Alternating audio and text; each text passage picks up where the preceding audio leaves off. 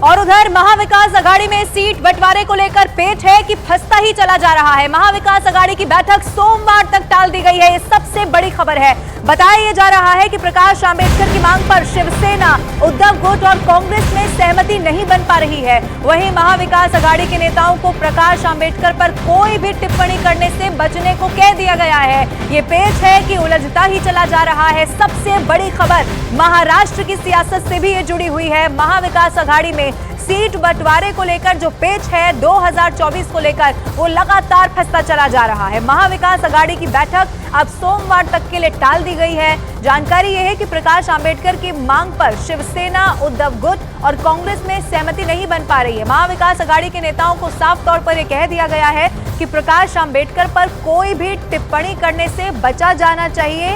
ये सियासी जो इस वक्त पेच फंसा हुआ है, ये सुलझने की जगह और ज्यादा उलझता अब चला जा रहा है। सवाल यह है कि आखिर ये सब कुछ जो अभी सीट बंटवारे को लेकर फॉर्मूला तय होना है, वो कैसे आखिर हो पाएगा। महाराष्ट्र में महाविकास अघाड़ी में सीट बंटवारे का फॉर्मूला फंस चुका है, यानी कि सीट शेयरिंग को लेकर हुई बैठक एक बार फिर से बेनतीजा साबित हुई है। सूत्रों के हवाले से खबर यह है कि कांग्रेस को उद्धव ठाकरे की शिवसेना का वोट ट्रांसफर नहीं होने की आशंका है। खबर यह भी है कि दोनों ही पार्टियां सीटों पर झुकने के लिए तैयार नहीं दिखाई दे रही। हालांकि बताया यह जा रहा है कि गठबंधन में सिर्फ शरद पवार के सीट बंटवारे को लेकर यहां पर गंभीर दिखाई दे रहे हैं, लेकिन असल खबर क्या है, आखिर ये जो पेच है वो कैसे सुलझ पाएगा, ये सबसे बड़ा सवाल ये बना हुआ है। सूत्रों के हवाले से सबसे बड़ी खबर यह है कि सीट बंटवारे का फॉर्मूला अभी भी फंस गया है। सोमवार तक के लिए अब इस बैठक को टाल दिया गया है, यानी कि सीट शेयरिंग को लेकर बैठक तो हुई, लेकिन कोई नतीजा, कोई निष्कर्ष नहीं निकल पाया। यानी कि सीट शेयरिंग का फॉर्मूला क्या होगा अभी तक भी नहीं पता चल पाया।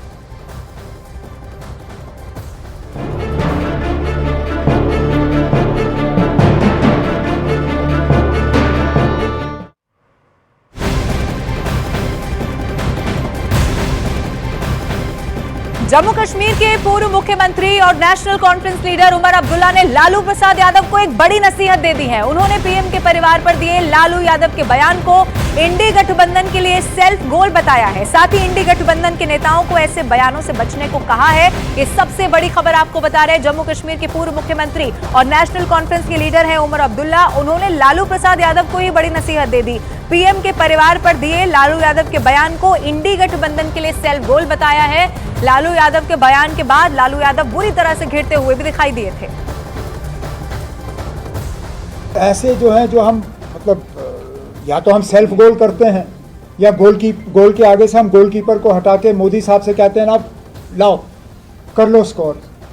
अब परिवार पे हमने खुल्लम खुल्ला उनको गोल दे दिया और उन्होंने मौके का इस्तेमाल किया और बड़े तरीके से किया।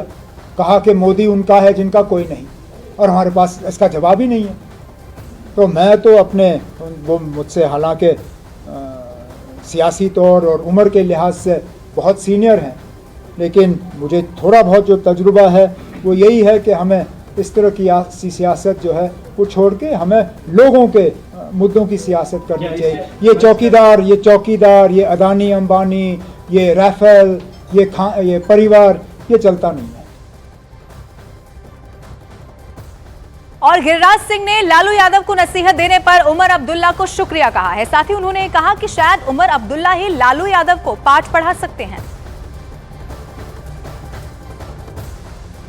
उमर अब्दुल्ला जी को मैं धन्यवाद देता हूं कि लालू जी को सिखा दे कि क्या बात बोलनी चाहिए, क्या बात नहीं बोलनी चाहिए। लेकिन प्रधानमंत्री नरेंद्र मोदी पर प्रहार और गालियां, माँ को गाली, पिताजी को गाली, खुद उनको गालियां, इतनी गालियां दी है लोगों ने जितनी गालियां देते हैं, चाहे लालू जी गाली दें चाहे कांग्रेस गाली दे, जनता उतना ही अधिक प्यार दे करके फिर 400 के पार लाएगी। और उधर लालू यादव के प्रधानमंत्री नरेंद्र मोदी के परिवार पर किए गए वार पर जेडीयू नेता नीरज कुमार ने पलटवार कर दिया है। उन्होंने दावा किया है कि लालू यादव के भाई के निधन पर भी उनके बेटों ने बाल नहीं बनवाया था। माननीय लालू प्रसाद जी अब किस मुंह से हिंदू धर्म का प्रमाण पत्र बांटिएगा? आपके बड़े भाई महावीर यादव जी का 26 मार्च 2021 को दुखद निधन हो गया। दोनों पुत्र तेजस्वी और तेज प्रताप अंतिम शव यात्रा में शामिल हुए, लेकिन 26 मार्च को निधन होता है। 7 अप्रैल और 9 अप्रैल 2021 को जारी चित्र यह स्पष्ट करता है कि आपके दोनों बेटे ने अपने चाचा के निधन के बाद माथा मुंडन नहीं करवाया। हिंदू धर्म की परंपरा माथा मुंडन का है। बीते शुक्रवार का दिन जम्मू कश्मीर की सियासत में एक बड़ा भूचाल लेकर आया। सीट बंटवारे के विवाद को लेकर गुपकार गठबंधन टूट गया, जिसके बाद उमर अब्दुल्ला और महबूबा मुफ्ती ने एक दूसरे पर जमकर हमला बोला।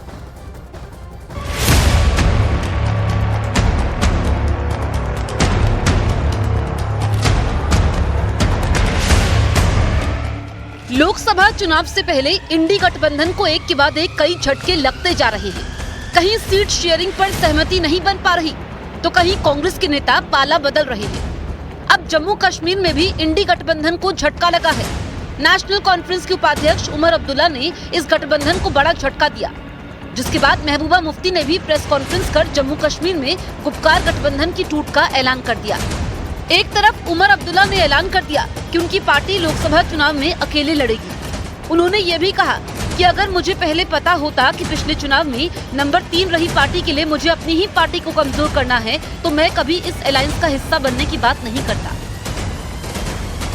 मैंने तब भी कांग्रेस को इस बातचीत के दौरान उनसे कहा है कि देखिए ना, 6 सीटों में ज्यादा गुंजाइश है नहीं, लेकिन हम असेंबली में एक साथ काम करने के लिए दरवाजा खुला रखने के लिए तैयार हैं, लेकिन बशर्त ये कि हम देखें कि इस आने वाले पार्लियामेंट इलेक्शन में उनका रवैया कैसा रहेगा। इतना ही ना। पीडीपी को हमने आउट नहीं किया,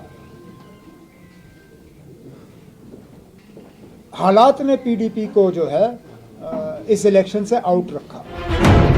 वहीं दूसरी ओर महबूबा मुफ्ती ने भी नेशनल कॉन्फ्रेंस पर जवाबी हमला करते हुए कहा कि जो नुकसान बीजेपी नहीं कर पाई, वो नेशनल कॉन्फ्रेंस ने कर दिया। हम मिलके बड़े अपोनेंट का मुकाबला करते हैं। आज हमें एक दूसरे के आमने सामने लाके खड़ा किया है। तो इसमें मैं यही कहना चाहूँगी कि पीडीपी में भी down, but we are not out. आपको पता है कि हमने यहाँ नेशनल कॉन्फ्रेंस के पास भी एक वक्त में 65 सीटें होती थी, मगर लोगों ने फैसला किया नहीं, अब 65 सीटें नहीं देनी है, 16 देनी है। इसी तरह लोगों ने हमें एक बार 3 पार्लियामेंट सीटें दी, उसके बाद फैसला किया नहीं, अब एक भी नहीं देंगे। आपको बता दें कि पिछले 2019 के लोकसभा चुनाव में बीजेपी ने जम्मू कश्मीर की 3 सीटों पर जीत दर्ज की थी। उसे 86% से अधिक वोट हासिल हुए थे, जबकि नेशनल कॉन्फ्रेंस के खाते में सिर्फ 3 सीटें आई थी। हालांकि कांग्रेस को 28% वोट जरूर मिले थे, लेकिन कोई भी सीट हासिल करने में कामयाब नहीं हो पाई थी। इसके अलावा पीडीपी को भी पिछले लोकसभा चुनाव में एक भी सीट हासिल नहीं हुई थी, जिसके बाद साल 2024 के लोकसभा चुनाव से पहले सीट बंटवारे को लेकर खड़े हुए विवाद के बाद गठबंधन खत्म हो गया।